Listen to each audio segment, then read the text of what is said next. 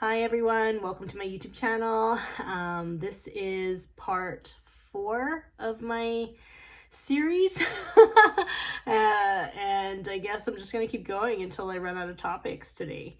I wanted to talk a little bit about abandonment issues today. And no, I'm not a psychologist, so I'm not a doctor. This is just from my own personal experience growing up. And I wanted to kind of talk a little bit about how I knew I had abandonment.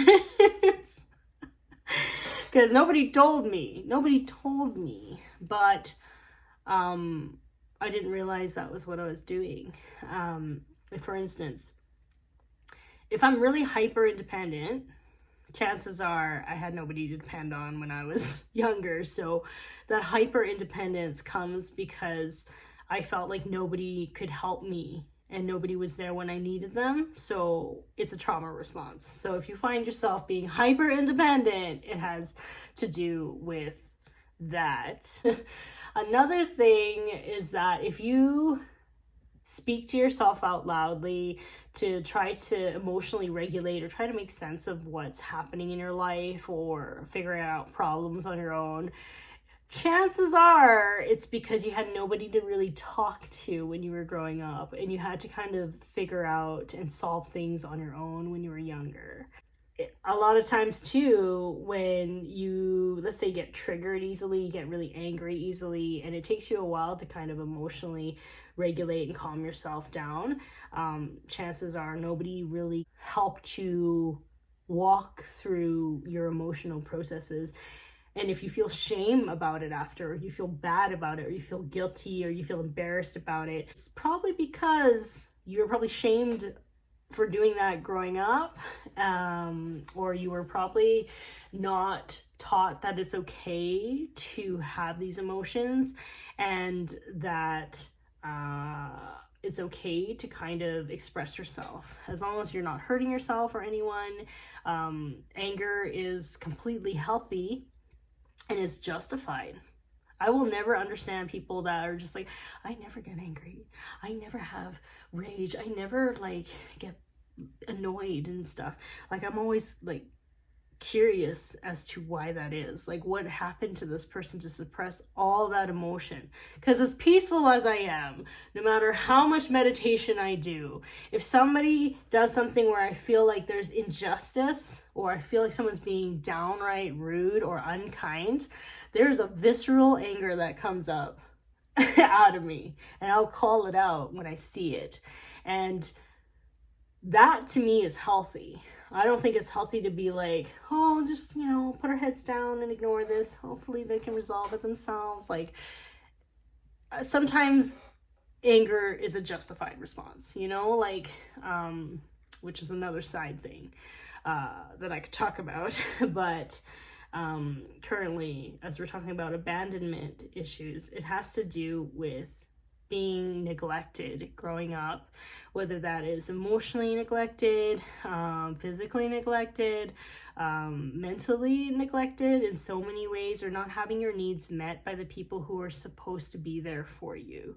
So a lot of times it can manifest as you removing yourself from friendships or groups because you just feel like it's not gonna last anyway, or you just feel like they're gonna disappear anyway, so you might as well be the first one to go. Or some people manifest it by being really unkind and pushing people away. Some people isolate themselves a lot because that's the only time they feel comfortable, because that's the only time they feel normal, because they've been alone for so long, right? It's a feeling of being alone but not lonely, maybe sometimes lonely but needing to be alone to self-regulate. It's a very complex thing. And again, I'm not a doctor, but I am someone that has experienced a lot of abandonment in my life. How I healed from abandonment has to do with me focusing on not abandoning myself. So I asked myself these questions, what is it that I'm doing to abandon myself? And for instance, people pleasing. putting other people's needs before me is a sense of abandonment. Going to events when I don't want to go to that event is a form of abandonment. Being in a relationship that I don't want to be in is a form of abandonment. So like, and it's kind of like not pursuing the thing that you want to do is a sense of self-abandonment.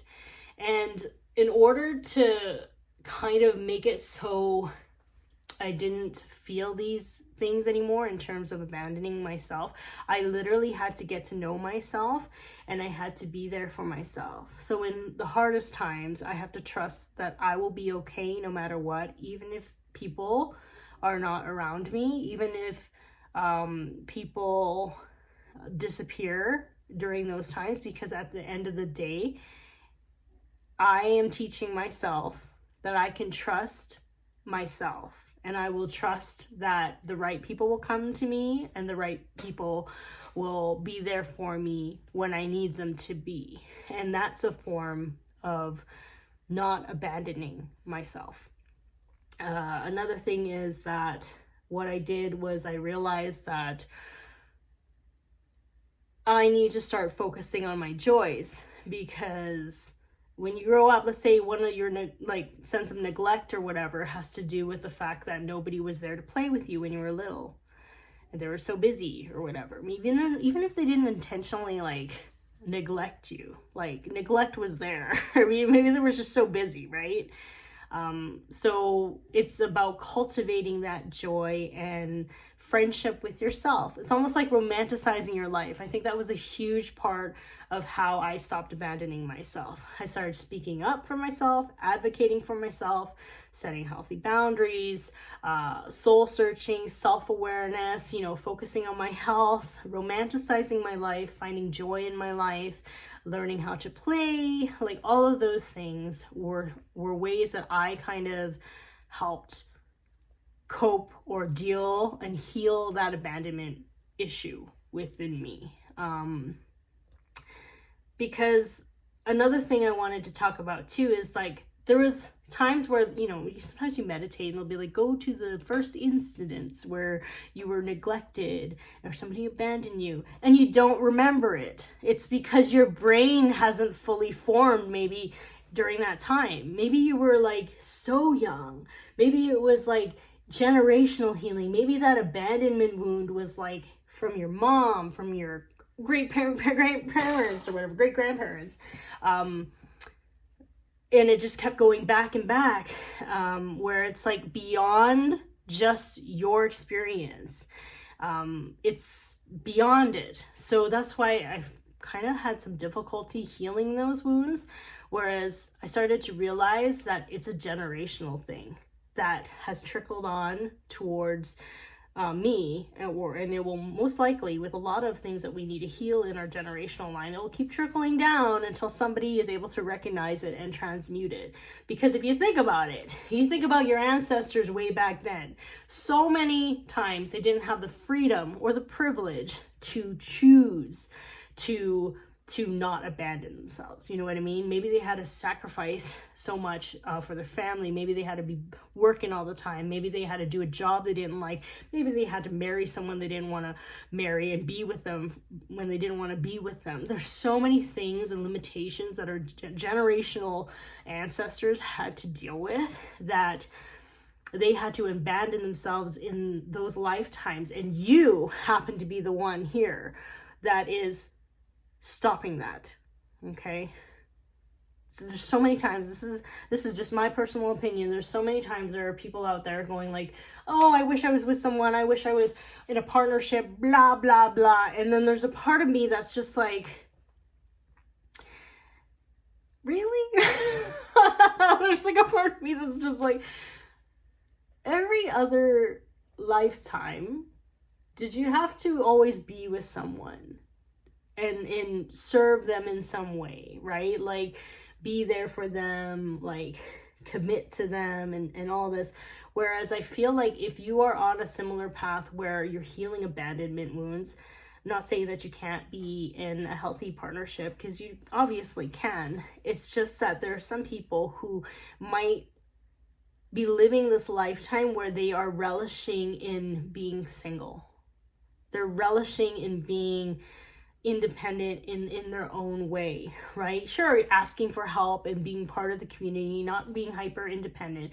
I'm saying like enjoying the part of your life where your ancestors truly wanted to be you at that time, but they couldn't.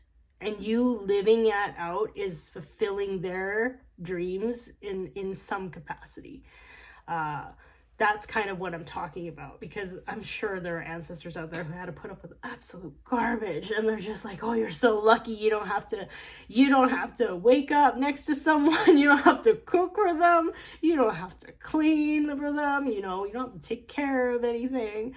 And like I that's what I feel sometimes when it comes to that. So I think this topic I feel like can go on for so long, but I do want to speak on the fact that I healed my abandonment wounds by learning to be comfortable with myself, learning to love myself, understanding that I will be okay no matter what, and to not be afraid of connection with people as well, and that meet them where they're at, like do not look at them and think that they're more than what they are. Understand who they are, understand their capacity, and keep it there. You get to decide whether or not they're gonna continue being part of your journey, yes, but you also have to see where their limitations are in terms of what you need as well, so that you don't end up feeling disappointed at the end, okay? And I'm not saying keep your expectations low. It's good to have high standards and high expectations, but also to realize that there's genuine connection everywhere, and to appreciate the moment when you're with them. With that vibration, it's like you're going to attract the right people who also will be there for you, because if you're there for yourself, that means you have the ability to hold space and be there for other people, and you're going to eventually attract those types of people to you as well. So anyways, I hope this helps someone out there, and thank you for tuning in, and I'll talk to you later. Goodbye.